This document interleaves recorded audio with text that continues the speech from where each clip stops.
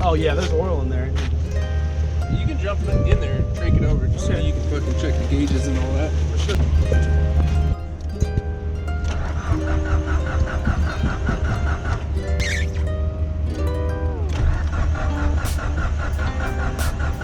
All right, what's up everyone? Welcome back to the channel. All right, so for those that don't know, sadly I sold the STI. The STI is gone. There's a big empty space in the garage now. I still have the EVO, obviously, of course, but the STI is gone. Basically, long story short, the car was sold because I had another car lined up to purchase. I sold the car quick. I sold the car like within a week of posting it. I reached out to the guy, and he basically said he didn't want to sell the car anymore, which he has every right to, because at the end of the day, it's his car. But the whole reason why I initially sold the STI was because I was looking to purchase this other car. But with that being said, I'm actually looking to buy something else. I've had like a million thoughts of what to get within my head. Like maybe I should just get like a dad car, you know? But to be honest, I don't like boring cars like at all. I like things that I can modify, even if it's just something slight like coilovers and wheels and make it look good. But I just came back from looking at another car. Hopefully this one is the one, because it looks like a solid car. It looks clean overall. It does have some issues, which I'm not opposed to because I can try to figure them out. But only time will tell. I guess we'll see where that goes. But for today, I have a quick, hopefully quick install for the EVO. I've been waiting for this for a very long time, and it's arguably the best one that you can buy for the EVO 10. So I'm gonna go ahead and set the table up, set the camera on the tripod, so that way we can go ahead and get this box I have over here opened up and go ahead and get this installed.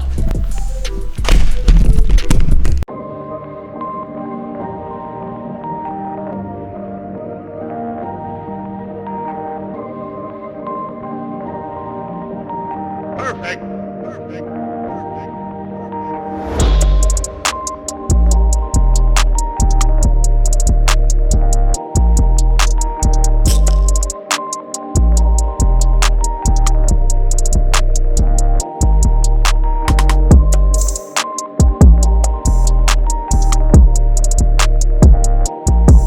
So after like 2 months, I believe it was, I finally got my catch can. Finally got the catch can. Almost 2 months, I should say. So I actually ordered it at the end of December. Yeah, at the end of December, it's finally getting here. It's mid-February. So what it does is it actually replaces the coolant reservoir.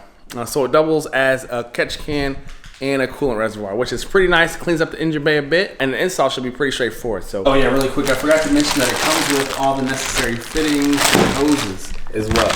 So this should be good to go. I shouldn't have to make any parts runs, which is nice. But yeah, oh, aside from coolant, I will probably need coolant. But I'm gonna try to reserve as much of that coolant that I have already in the reservoir, so that way I can put it in there. But I do have some extra coolant as well.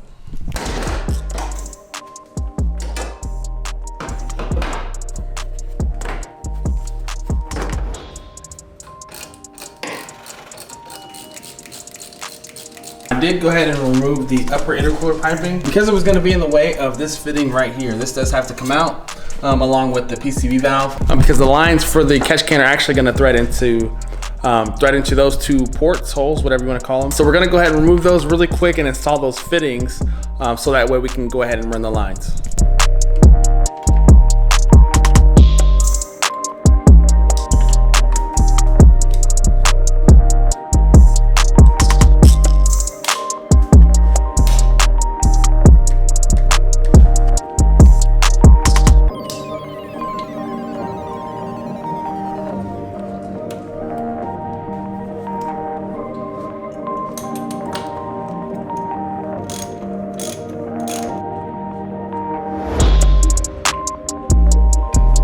All right, the catch can is gonna sit in the same exact spot as the reservoir. Only thing is it doesn't need the bracket that the reservoir was held on by.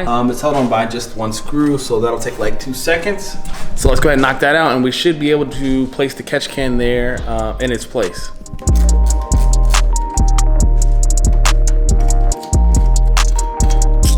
It looks like it's bolted to this resistor as well. I think that's a resistor, I don't know. But that's gotta come off too.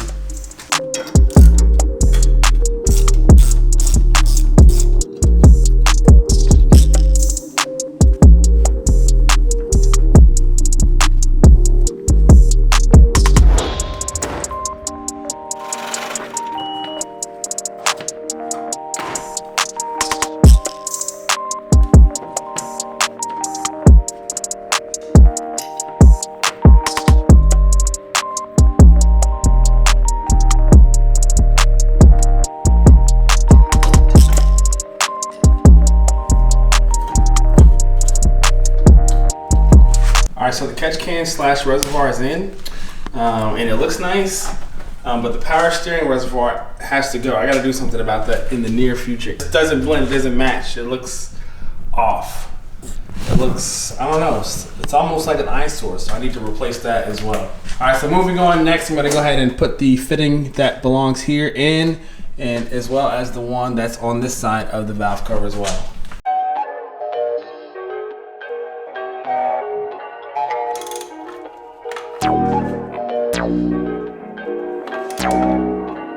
Perfect. All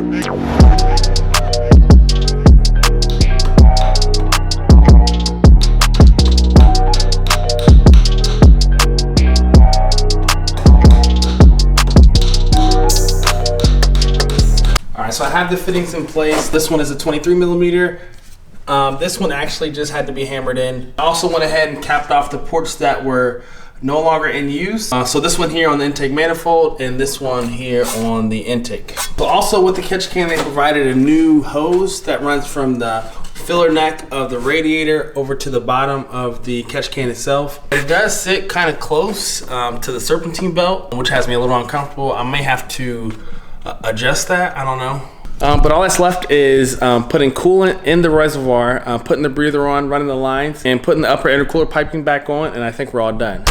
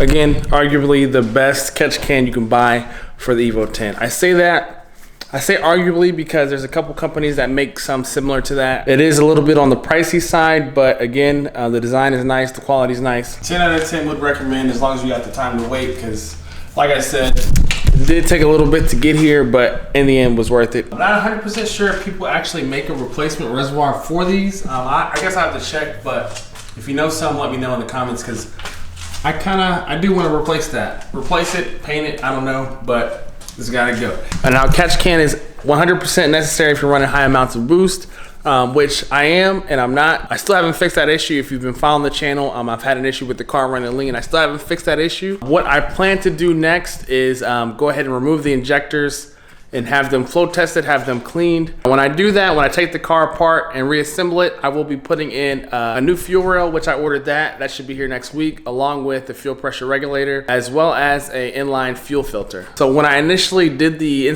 swap, I never installed an inline fuel filter. And upon reading, I guess that's super important. Hopefully I get some good news. Hopefully I'll find something out and I'm able to see full boost again in this car. So I got a couple people that I have to gap. Number 1, Jordan. Number 2, Roy. And number 3, my boy Thomas. I think that's it for now. I think that's all I have to gap for now. So stay tuned for that. Stay tuned for those upgrades, because I will be installing those next week. I'm strongly considering doing the hardwire for that Walbro 450 I have installed. I don't know if it's 100% necessary, but I'm strongly considering it. Man, I can't stop looking at it though, I'll be honest, because it looks really good. But anyway, I'm looking into getting another car like I mentioned before. If you think you know what that car is, go ahead, take a guess in the comments. Or if you have some suggestions on what kind of car I should pick up. Nothing super expensive, obviously, because I'm not rich, I'm broke as hell. But I'm open to suggestions, I should say. What do you guys want to see on the channel? What kind of cars, what kind of builds? But a short video today. Hopefully you guys appreciate the content. Subscribe to the channel if you have not already, and I'll see you guys in the next one. Hold on, wait, I actually almost forgot to start the car to check for leaks. So let's do that really quick.